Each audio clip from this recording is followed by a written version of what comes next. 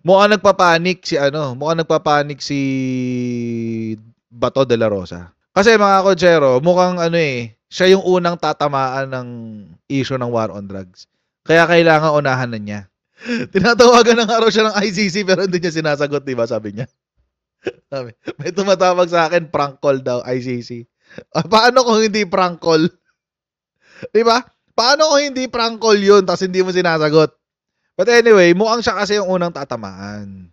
And hindi, ako mga kotsero, I'm not sure na kung sasaluhin siya ni Digong. Bato de la Rosa forced me to testify versus De Lima. Ayan na, naglalaglaga na.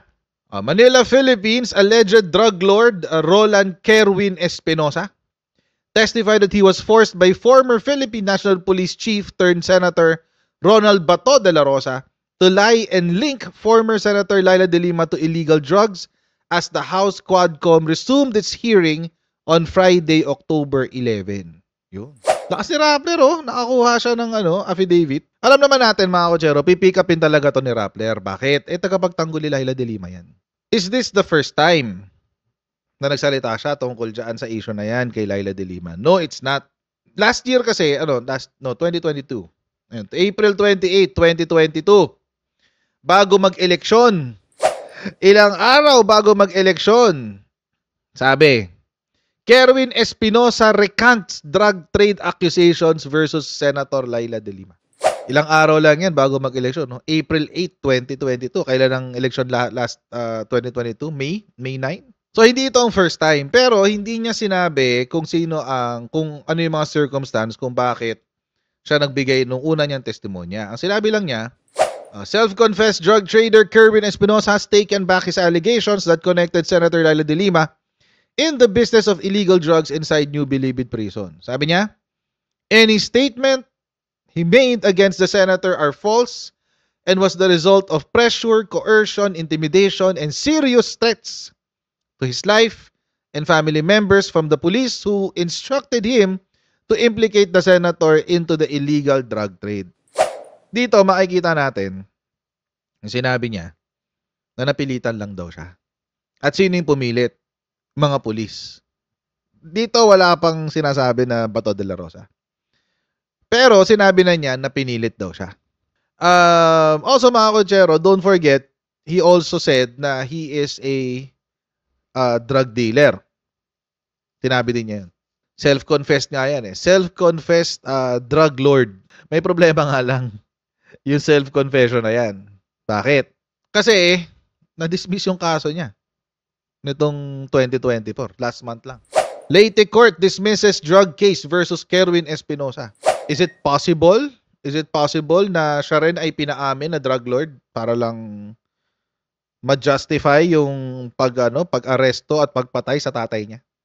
No. Or para ma-justify yung sinabi na nasa narcolist yung pamilya niya? We don't know. Bye-bye Leyte Regional Trial Court Branch 14 cleared Espinosa and his fellow accused Brian Anthony Saldivar, Alfred Cres Batistis, Jose Antipuesto, and Marcelo Adorco of the charges due to insufficient evidence. Sabi ni Chopayang, di hindi siya drug lord. Malamang, hindi siya drug lord. Ang sinabi ni Digong, di ba, drug lord daw yung pamilya nila. Ngayon, mga kotsero, mas magiging questionable ngayon yung kanyang narcolist. Pinatay yung tatay niya under suspicion that he is a drug lord. Di ba? Suspicion pa lang ha. Hindi pa siya convicted. Take note. Suspicion lang that he is a drug lord. Kinasuhan si Kerwin Espinosa. Nagtago sa abroad to eh. Nagtago sa abroad. Which, fleeing is a sign of guilt. So, yun. That's one. Kaso nga lang, ano nangyari sa ebidensya? Ako, mga kotsero, ang iniisip ko ganito. Posible namang totoong drug lord siya. Posibleng totoong drug lord siya. Pero kulang yung ebidensya sa kanila. Laban sa kanila. Kung inayos lang ni Duterte yung kanyang drug war, malamang sa malamang, mako-convict itong si Kerwin Espinosa. Ang pangit kasi ng ginawa ni Digong. Pa-drug war siya, ang ginawa niya, kaysa mag-imbestiga at pakuhain ng ebidensya yung kanyang mga pulis. Pagtrabahuhin na aayon sa trabaho nila. Hindi. Pinagkota niya, pinaaresto niya sa according sa kanyang drug list, tapos pinagpapatay niya. Theory ko lang yan. Hindi naman ako nakakita ng ebidensya. Or the lack of it, kasi insufficiency of evidence. Di ba? Kulang daw sa ebidensya eh. Kung ginawa ng maayos ng drug war ni Digong yung kanilang trabaho. Tingnan nyo ngayon. Tingnan nyo kay PBBM, ginagawa ng tama yung war on drugs. Marami bang namamatay? Hindi. Marami bang aresto? Marami. Marami bang convictions? Marami. Kaya malalaman mo na yung yung war on drugs ni Digong, it's a lot of crap eh. BS lang. It's a lot of crap. Walang kwenta. Walang kwenta. At all. Ganyan eh. Tira nyo, may mga gantong resulta. Nadidismiss yung kaso. Di ba? Kabit-kabit yan eh. Yung dismissal ng drug trade, posible, madismiss din tong money laundering niya. Bakit? Kasi kapag ikaw nagbenta ng drug, syempre madumi yung pera mo. Kailangan mo i-launder yung pera mo. Kailangan mo linisin yung pera mo o di papasok ka ngayon sa money laundering. Syempre, kailangan mo rin bumili ng mga baril o di pwede kang magkaroon ng illegal possession of drugs and illegal possession of firearms. Kabit-kabit lahat yan eh. Sana maipanalo na to, money laundering, illegal possession of dangerous drugs, at illegal possession of firearms. Kaso nga lang, naka-bail siya ngayon. Which means, posible na either merong provision talaga sa batas na bailable yung kaso, or mahina yung ebidensya. Tapos may recanting ka pa. Ang masaklap dito nga mga katsero, pagka-recant niya, I find it ako feeling ko this is for elections kasi kumandidato siya eh. For mayor ng Leyte. 50-50 pagdating sa testimonya ni Kerwin. Pero hindi ako magtataka kung gagawin ni Bato de la Rosa to. Yung kanyang yung mga kinuwento ni Kerwin Espinosa. Hindi ako magtataka kung gagawin niya 'yan. Panoorin natin yung sinabi ni Kerwin. Mag-clear naman, 5 minutes lang. Panoorin natin. Ang sumundo sa akin si General Bato. Inakbayan niya ako papunta sa sasakyan na Land Cruiser na puti na bulletproof. Nung sumakay na kaming lahat, si General Bato nasa front seat, ako ay nasa likod. Pinagitnaan ako ng dalawang mga pulis. At sinabihan niya ako na aminin mo na sangkot ka sa kalakaran sa droga dito sa Pilipinas. At idawit ko si Peter Lim. Idawit ko si Peter Lim at si Laila de Lima para madiin na sila. Kapag hindi raw ako sumunod sa plano, pwedeng mangyari sa akin ang nangyari sa ama ko o isa sa mga pamilya ko ang mamatay din. I'm leading to my third question.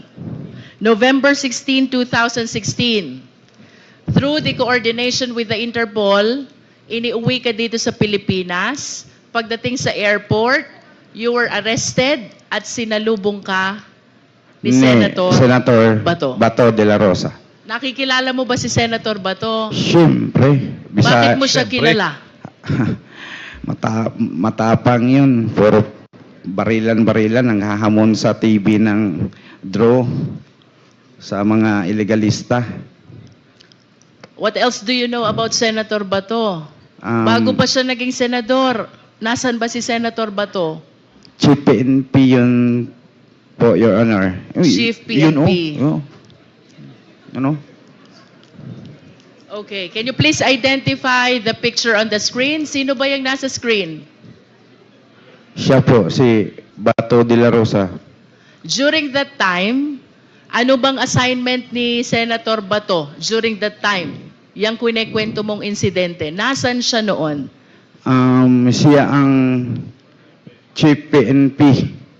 Yes, you stated in your sinumpaang salaysay na may sinabi sa'yo Opo.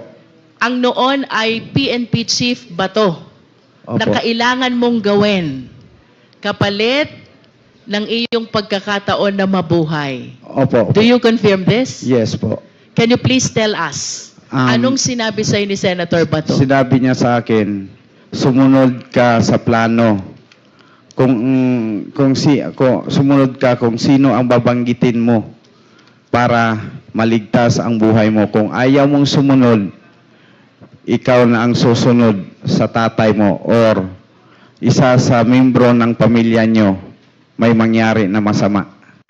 You mentioned about plano. Can you tell us ano ba yung planong tinutukoy? May mga pangalan na pinid sa akin, sinubo, at babanggitin ko sa aking testimonya o sa aking salaysay sa Senado.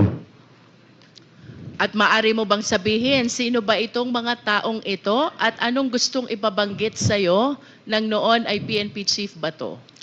Peter Lim, supplier daw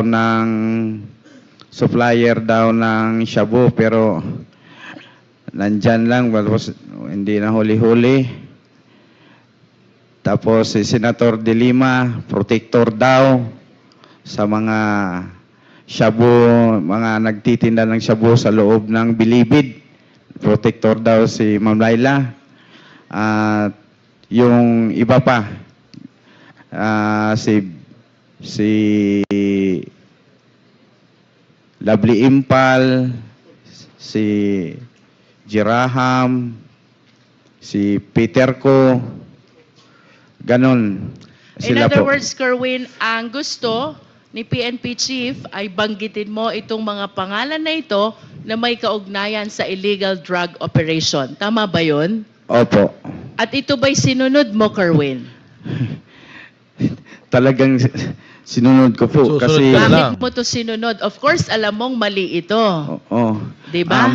Bakit mo sinunod ang utos ng nonay PNP Chief Bato? Kung siguro kayo, kung kahit sino naman sa atin na mga tao dito, nandito sa loob ng Quadcom, talagang susunod dahil kapalit na yon ng buhay mo. At lalo na pag may mga anak ka pang maliit na sabihin na susunod ka na sa papa mo kung hindi ka sumunod sa aming plano. Hindi ako magtataka kung nangyari talaga yan. Alam naman natin yung kalakaran nung panahon ni Digonggong eh. Alam naman natin yung kalakaran nung panahon ni Rodrigo Roa Duterte. Pag hindi ka talaga sumunod doon, patay ka. Pag napagtripan ka nun, patay ka. Oo. Kung hindi man patay, gagawan ka ng mga kaso. Tulad ng ginawa nila kay De Lima. Sabihin na naman ng mga tao, nasan ebidensya mo? Nasan ebidensya nyo? Alam mo, mga kotsero, ito yan eh. In the absence of a documentary evidence, mas sa korte ganito ang ginagawa. In the absence of a documentary evidence, testimonial evidence is valid. Dahil first hand, hindi yung hearsay first hand information. First hand, as in nakaupo doon, nakita doon, ano yung ginawa, ano yung in the absence of a documentary or hard evidence. Testimonial evidence ang tinitingnan. Marami yung kasing hindi nakakaintindi dyan eh. Mas maganda kung parehong meron.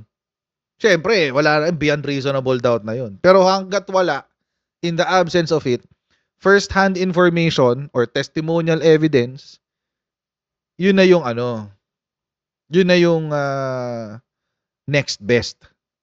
So, right now, mga kotsero, wala pa tayong documentary evidence. At paano ka magkakaroon documentary evidence? Sinong magsusulat at magsasabi na, papatayin ko to? Sino ang uupo at magsusulat na, papatayin ko si Kerwin Espinosa kung hindi niya i-implicate sa krimen ng tao dito? ng illegal drug trade, si Bato de la Rosa, di ba? Walang aamin doon. Walang aamin doon. Sinong uupo at magsusulat na tatanggap ako ng 1 billion pesos sa UBJP, United Bangsamoro Justice Party? Walang susulat ng ganun. Tanga lang ang maniniwala. Sorry, hindi ko na pala gagamitin yung tanga. Angat lang ang gagamit nun. Sino ang magpapabidyo na gagawin yun? Sino ang magpaparecording na gagawin nun? Wala hong gagawa ng ganun. Kaya kung walang ganun, kung wala kang documentary evidence, testimonial evidence is your next best thing. Pag testimonial evidence naman, first-hand information. Tulad nung kay Kerwin. Ako po ay sinundo ni Bato de la Rosa. Inilagay po ako sa isang puting Land Cruiser. Napapagitnaan po ako ng 2 pulis. Nasa harapan ko si Bato de la Rosa. Sinabi po sa akin na mag-cooperate daw po ako sa kanila. I-implicate ko daw po si Laila de Lima na ganito, ganyan. Testimonial evidence will do. Kasi mga kotsero, uulitin ko lang, wala akong politikong angat na gagawa ng dokumento sa kapag gagawa siya ng kalokohan sa gobyerno. Huwag po tayong magpakaangat. O, kung sila angat, hayaan na natin sila. Huwag tayong makisama sa kanila. So, yung testimonya po dito ni Kerwin Espinosa is the next best thing. But I have to give you a word of caution. Mag-ingat pa rin po tayo. Bakit? Because si Kerwin Espinosa ay hindi ho natin alam ang kanyang tunay na pagkatao. Hindi lang kasi yung tatay niya naging biktima ng war on drugs. Marami. Kaya nga takot maglabasan ng mga tao nung panahon ni Digong eh. Kaya takot maglabasan ng mga ang mga gustong lumaban kay Digong. Bakit? Sinampulan eh. First year pa lang ng administrasyon niya, ilan yung pinapatay ni Digong, guys? Ilan yung pinapatay ni Digong nung first year niya? Gusto yung sabihin ko sa inyo kung ilan? Ilan na? Almost 20,000, guys. Almost 20,000 mga kakutsero ang pinatay sa first year ni Digong. First full year. Paano natin alaman? Meron siyang 2017 accomplishment report eh. Meron siyang 2017 accomplishment report na ni-recognize ng Supreme Court.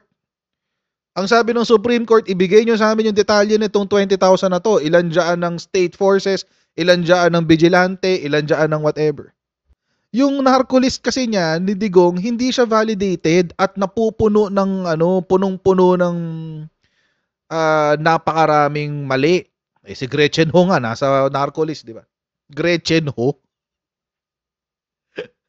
Yung anchor ng One News, si Gretchen Ho. Galing. Heidelin Diaz nga nasa narco list eh. Heidelin Diaz. Ginastify niya yung war on drugs on the premise na pinoprotektahan ko lang yung mga anak ng mga anak at ng mga ganto-ganto, ganyan-ganyan ng mga Pilipino. What the hell? Really? Para sa amin pala yun. Sana hindi mo na po ginawa. I'm sure mamaya may iiyak na naman sa TV. Sabihin na naman niya, binayaran niya ng, I'm sure meron taga Malacanang na nagsabi kay kay Kerwin Espinosa na ako ay ganto-ganto, ganyan-ganyan. Malacanang na naman. Ako ngayon, sure na ako, merong anay sa Malacanang. Siya ba yung nagsabi? Yung Malacanang na yun, yung taga Malacanang na yun. Yung anay na yun. Good luck na lang, Bato. Sana, kasi alam nyo mga kutsero, iniimbita kasi sila dito sa Quadcom. Hindi sila pumupunta. O di sana, kung nagpupunta sila, o di nasasagot nila yung mga allegations, di ba? Kaso hindi sila nagpupuntahan. O di sorry kayo, mag-iyakan kayo dyan sa labas. Anyway, so mga kutsero, I'll see all of you later sa ating Next Coast Jared Live. Right? Bye everyone. See you later. Bye.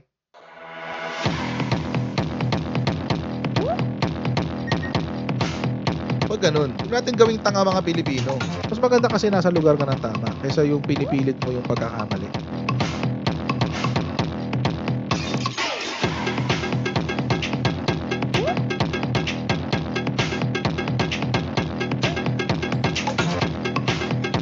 Are they willing to go that far? Hindi makakalimutan ng Pilipino yan hanggat di nasasagot yan.